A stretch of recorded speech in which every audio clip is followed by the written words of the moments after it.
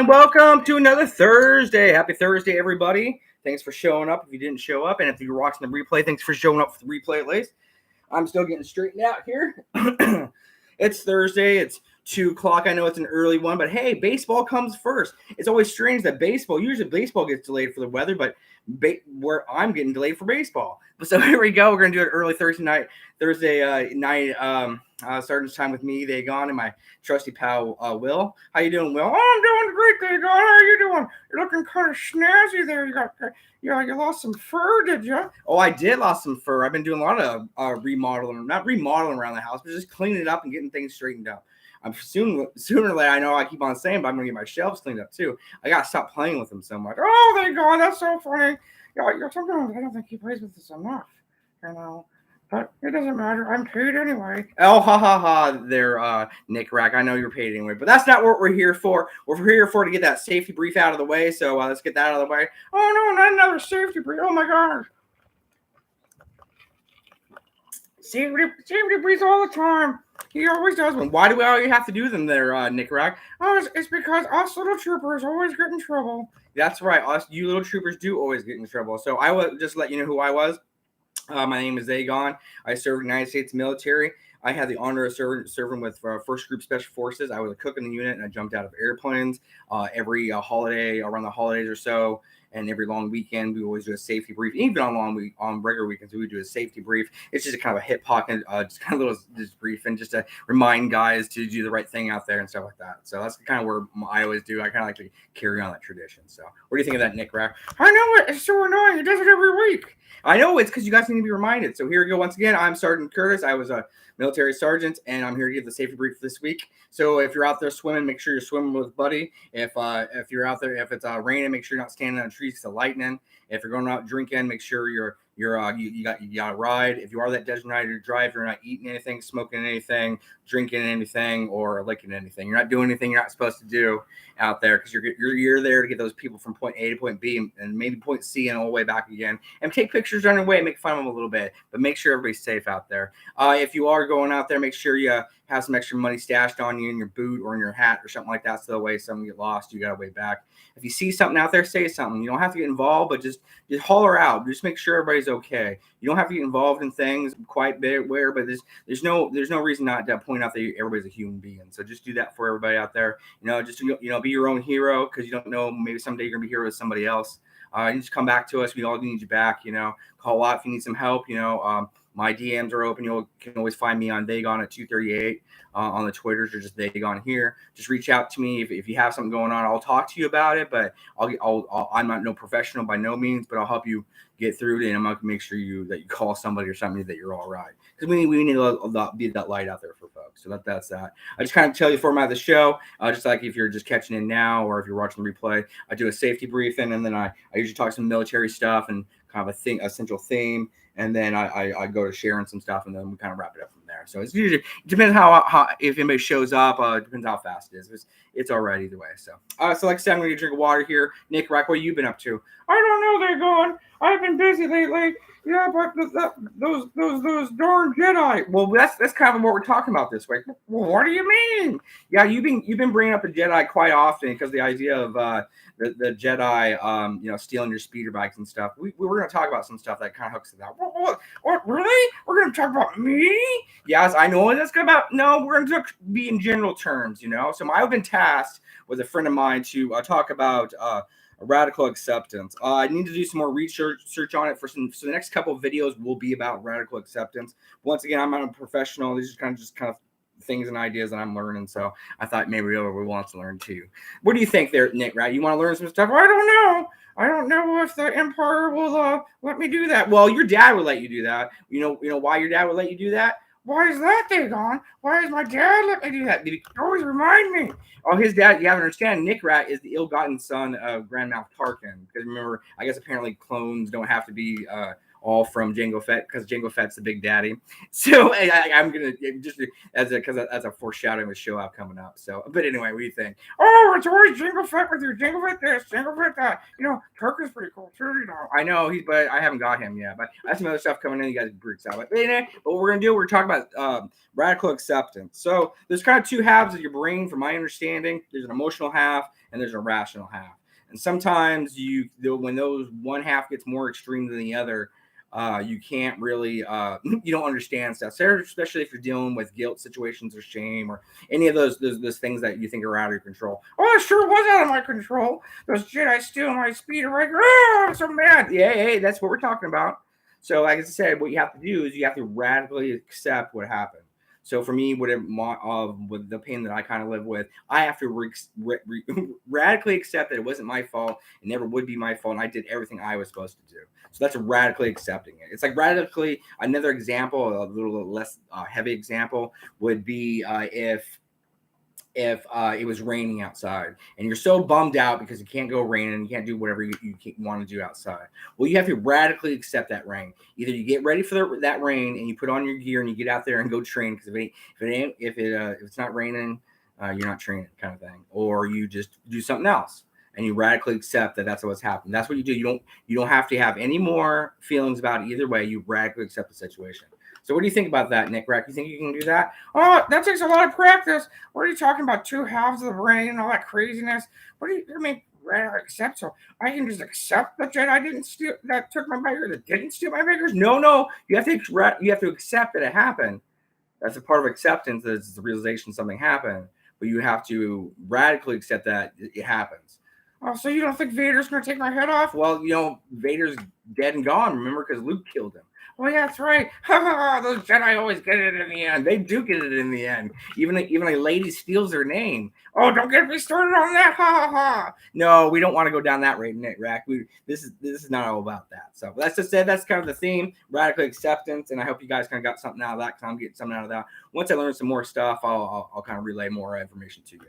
So like I said, while we're going to share some military stuff today, I'm going to share this is kind of a dear near my heart. What do you think, Nick? Do you have anything dear near my heart? It was that speeder bike was dear near my heart. Oh, hey. Anything else? Oh, well, I had great buddies there. There were always good times. That's good to think about the good things. Well, I'm sharing my Soldier's Handbook. This is for this is the circa 2001 actually, but I came in a little bit later. But of course, they keep things for a while. But this is a 2001 handbook, and it has all really awesome things. I remember. I'll show it to you here. There you go. I'll move Nick Rack over. Oh, you always move me over. Oh, I can see it too. Okay. So, all right. So this is the soldier's training handbook. This was the only thing that you were able to read on fire guard shifts or like things that you're supposed to be on duty for when you were in the military, all the way through technically your MOS school. Once you get to jump school, they figure you're MOS qualified. They don't care. Once you get MOS qualified in the military, you usually made it. Of course, once you get to your unit, you're gonna have to relearn your job anyway. But anyhow, this is the Trainer One Guide book. It has lots of different chapters and different subsections about how to do different things. It's really neat. I remember it tells you how to use like claymore mines and things. I know that's kind of violent, but it does tell you how to use claymore mines and things of that nature, how to set them up and things of like, for example, here. So you have all the pictures and drawing. I mean, obviously this can't be too sensitive if there's a Trainer One manual. It doesn't say anything. Do not disseminate information. But I mean, obviously it's a manual. Army manuals can you look up? It's just the AR Army regulation. Blah blah blah blah blah blah blah. For example, I'll find out. I should be more prepared. I'm not a very prepared person, but here we go. So like right here, this is kind of like the gas symbol, and they have all the information about what happens if you're in a gas attack and how you fold your arms together and you go gas, gas, gas, and then the different things about it, and also like what you check for. On the body if it's a gas attack and things like that. Biogas, nuclear, mines, and ships on it. So both mines and other colors. Okay, so it's just going through the different gas types. It's really cool. I mean, I should reread this. It's been a long time since I read it, but it's it was something like here's your sight pictures. How do you get a good sight picture when you're using iron sights off of like a rifle? Or a weapon. I don't. For this day, they always told you not to call it a gun, so I don't call it a gun. I always try to use sometimes I say a gun, but then the other times I'll say weapon. I usually try to say weapon. Hey, Gary's in the house. Whoop whoop. Yeah, it's Boy Scout stuff. Yeah. Did you know, Gary, that if you went all the way to Eagle Scout, you can come in automatically as an E4? That's the same thing if you had a college degree. If you were going to go to enlisting route, if you became an Eagle Scout, which I know some of you, I know there was, I think one of the awesome people I follow, I think Ty. I don't know if you know him. I think his son became an Eagle Scout, or someone's son became an Eagle Scout recently, and that popped in my brain. Oh yeah, that guy can be automatically E4. We had this older guy who had his degree, and he was automatically E4, and then they called him he was the platoon's mouse. He had to record everything. It was pretty funny. Duck and cover, yes, duck and cover, like in the 1950s. Well, yeah, but like I said, that like if you're watching the replay or you're just catching me late, this is just the soldier's handbook that I read all the time. Like I said, you can look it up. It was really cool because just one more last thing. I'll go to the end. It's kind of torn. It has I did all the leadership. Like at the time, President Bush was the president. The second Bush, and then Rumsfeld was a defense. The Secretary of Army was Thomas E. White. Our kind of like our general of our area was Richard B. Meyer, was the Joint Chief of Staff. The Army Chief was General Snizer, Sniker, Shinsker. And then the captain of my Arbitoon was Captain Jones. He's a really nice guy. I kind of messed up, and it was funny, but I used really intelligent language. He's like, "Oh, you're pretty smart." I'm like, "Yeah, I'm just a f up sometimes." But anyway, that's the soldier's handbook. It's always fun memories getting those out. Some other things I'm sharing today. I'm going to put this in the description later on, but I'll kind of put it up on the screen while I get a drink of water refill. One of my great friends, Kerouac. He does a whack pack where he does drawings and stuff, and I'm going to show off some MST 3K stuff that he did is really awesome. He has some other stuff. I think he's doing GI Joe at some point. Yeah, I think he's doing Transformers and other things. I'll put the description after this video, or when I tweet it out again. I'll link him into it, and he can put all the pertinence. I'm lazy, and I'll be your ad guy, but I'm a lazy ad guy. I just like to do it on Twitter instead of on YouTube. I'm lazy. Yeah, I know it. I'm lazy. What are you gonna do, Gary? We're all lazy. But anyway.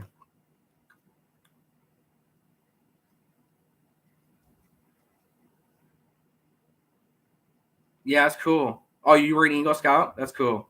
Anyway, but yeah, so I'm gonna drink a water real quick, and then thanks, Gary, for stopping by. Gary has his own channel too. Oh no, I always mess up the name. The Chaplain's podcast, hit podcast, because that's where the GI Joe base was. He's a really good guy. Just GI Gary. If you look up G.I. Gary on Twitter, you'll find him. I tweet out his stuff when I ever see it. Sometimes I don't see everything, and I'm sorry, Gary, if I don't. But you're a great guy, and Gary's been here in the beginning. He's a great person. I'm gonna get a drink of water. I got a new cup too. So I got a National Guard cup. It's really cool. Oh, so like I said, where I'm sharing this week, I'm sharing Kerouac's artwork. He's a really great guy on Twitter. He does a co-host a show about the mask with the guy, I always forget his name, the mask guy, but he's really cool. So, yeah, I know it. All right, take it easy, Gary. Thanks for stopping by. You're always a pleasure. So, anyway, here's whack stuff, Kerouac stuff. I always love Mystery Science Theater. It's dear near my heart because when I was deployed in Afghanistan and when I came back, I would watch Mystery Science Theater to help me fall asleep because nothing against them. I love their jokes. They're funny guys, but it's just the voices and the talking it's nice and soothing. It helps your mind wind down if you're a thinker like me. So I always did that. But Kerouac is a great artist. He does different stuff all the time. Like I say, he's a co-host of a mask show with the guy I can't forget. I always forget his name all the time. He's a great guy. But my favorite character is Crow. I always love Crow. Both iterations of Crow. Crow got more surly when the second gentleman took over, but I always loved Crow. He just always seemed like the smart ass of the bunch, and then Springy. Got no springs. That's a great episode. I mean, Kerouac, knocked it out of the park with these. The next one is Tom Servo. He's great. He was a singer and stuff. He's like Tom Servo, and he changed his name in one episode with Mike and stuff. Mike and Joel. I've always been more of a Mike guy because I got more of the jokes than Joel. But I respected Joel, and then it's kind of I thought back and forth. It depends what kind of mood I'm in and what kind of movie it is. And because some of the early stuff, not to be offensive, some of the early ones aren't very good. They just don't have the timing yet because they're not putting the amount of jokes in it, and that takes a lot of time. They were doing it kind of on their free time for the original local TV station stuff in Minnesota. It's crazy, but I all hats off to all those guys. Are great. Like I said, Kerouac did these. And here's Tom Stover. That was really cool. And then of course Gypsy, of course. I liked when Gypsy actually got a voice by Pearl. Pearl, the mad scientist Pearl, did the voice of Gypsy too, and that was really awesome. There was one episode where they had Gypsy come into the theater and they were doing like a Hercules movie, and she was like, "Yeah, I got to do it," but they didn't really keep her in there, which was sad. But I always liked it. There was also an episode where Pearl came into the theater and she got to do the whole shtick of doing watching the movie. It was great. She's a great actress too. And they also have done Titanic Cinema as an offshoot, along with riff tracks and all that. You can catch all these people, and I'm sure they're still doing other things. And they seem like great. I don't know them personally, but they always seem like really great people. Like I said, this is from Kerouac. He does all this great art. I'll link it. I'll link it later below. But that's kind of the artist sharing. I want to try to get to where I'm sharing art. And I'm sharing one army stuff, one art stuff, one stuff new, one stuff old, and something crazy. Something that you can build with or do something with. That's you wouldn't think of. So I'm gonna get a drink of water. We're up at that 15-minute mark. I know I'm going kind of long on this one, but I'm going through stuff, and we'll get out of here. Thanks for, like I said, you watch the replay. Thanks for showing up. You can find me at Vagon at 238 or here on YouTube's Vagon, and always leave me comments. I always like talking to people. So and DM me if you got something to talk about.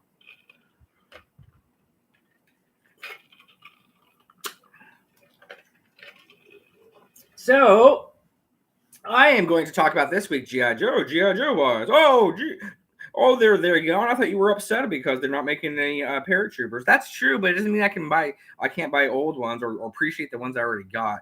I mean, I get it. Hasbro's coming out with great stuff. Don't get me wrong. Make sure you're watching What's on Joe Mine on Fridays around 6 o'clock Pacific and 9 o'clock Eastern. They're great people. They do great stuff. They're really newsy and they get through stuff. They have a lot of cool opinions and stuff. I can disagree with some of their action figures, but I get it.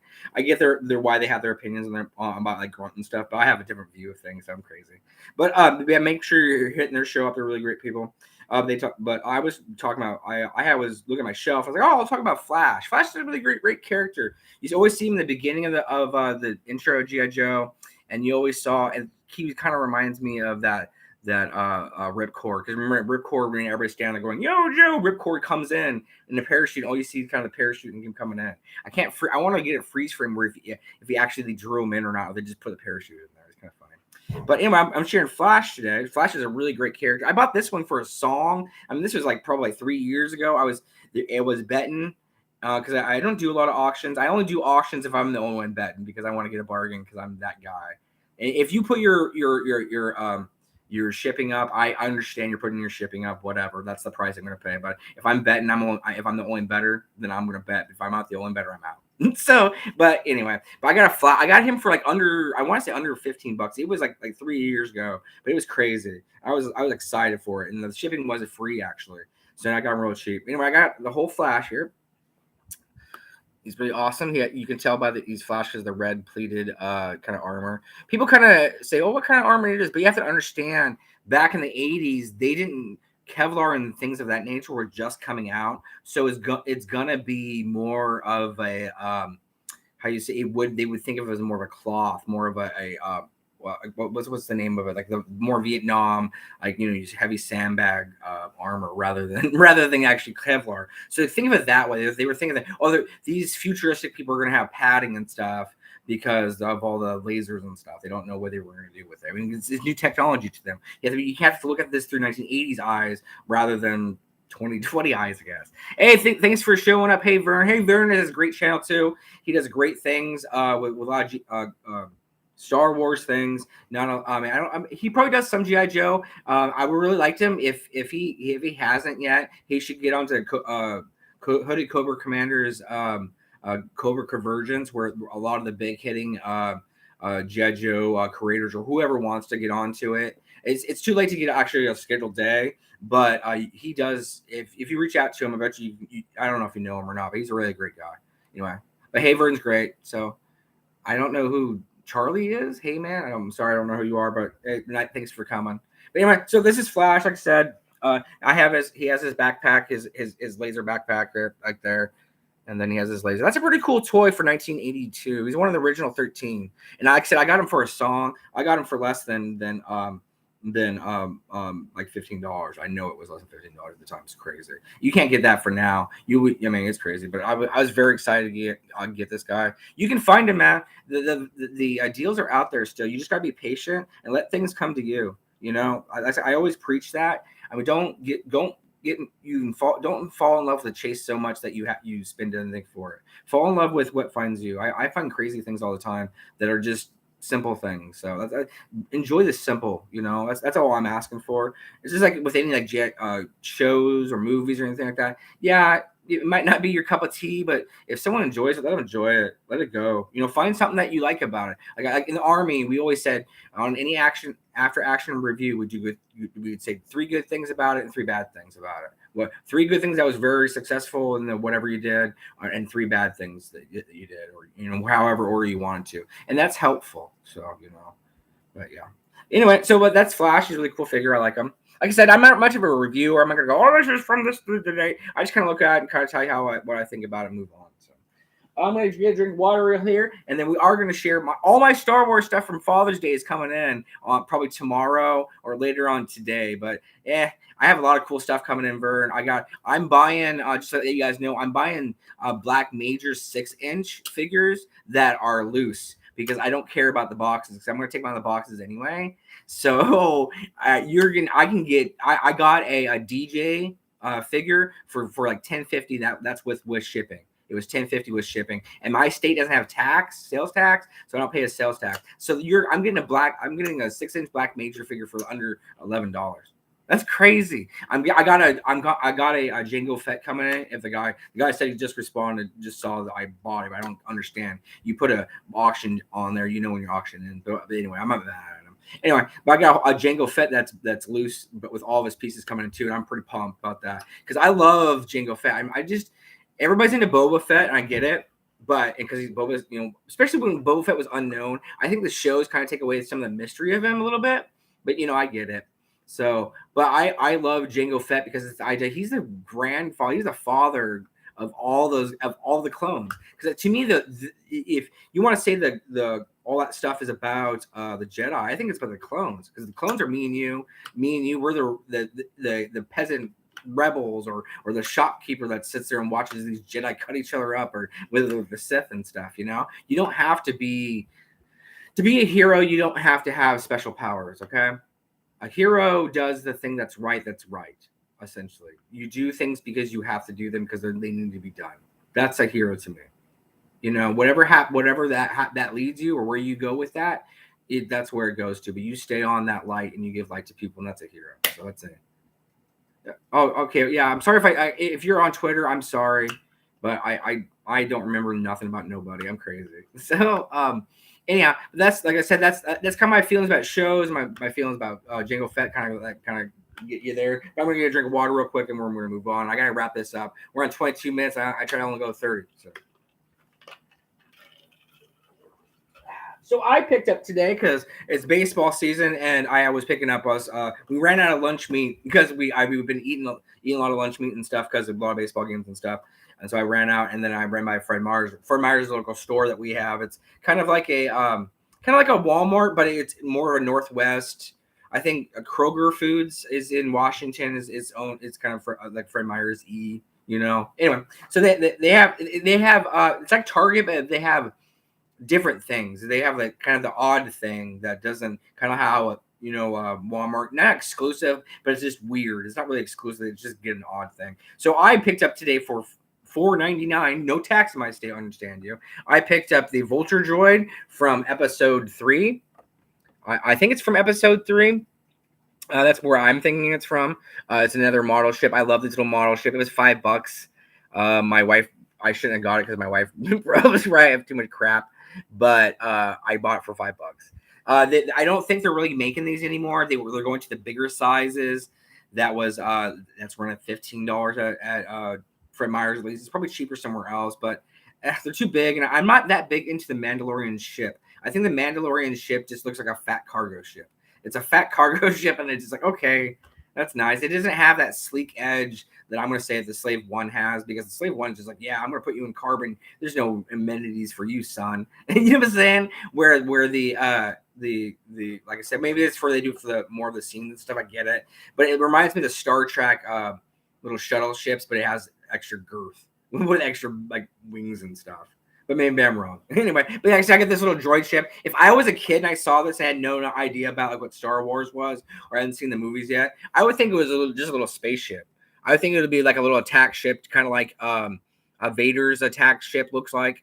That's how I would probably play with it, because if I wouldn't think about the movies, like if I didn't see episode 3, because I mean, if you want to be honest, if you look at the prequels are pretty darn violent. I mean, compared to like the new ones and compared to the old ones, you know how think of the cantina scene where the guy gets his arm cut off by Obi-Wan Kenobi. Well, like in the new ones, in the prequels, that happens constantly. Dude, like Obi-Wan's cutting people up.